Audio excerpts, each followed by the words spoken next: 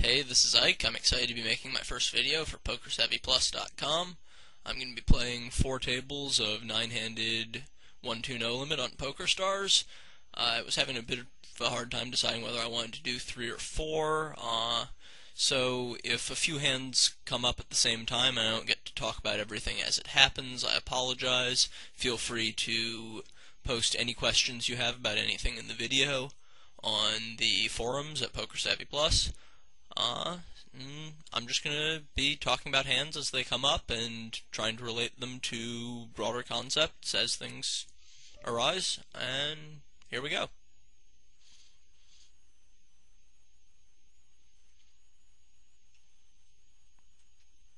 So, haven't really been dealt any hands quite yet. I'm going to be folding all of these. One sort of general topic that I'm going to be focusing on a lot over the course of this video is looking for spots where you can rely on your opponents to be doing too much folding. I think that a very large percentage of the players in 1-2 full ring games make a lot of systematic mistakes of folding too much in certain spots. They don't defend their blinds enough, they limp from early position with a weak range and then call a raise and check fold a lot of flops.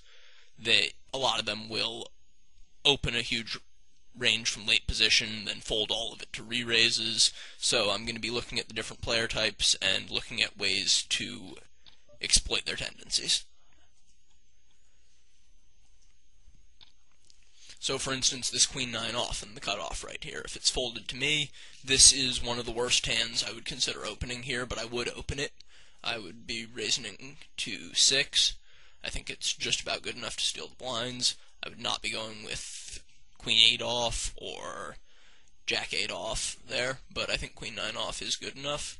I think especially with somebody like Mucked Boy here as the big blind who's playing 6% of his hands, I stand to show a profit stealing his blinds very loose.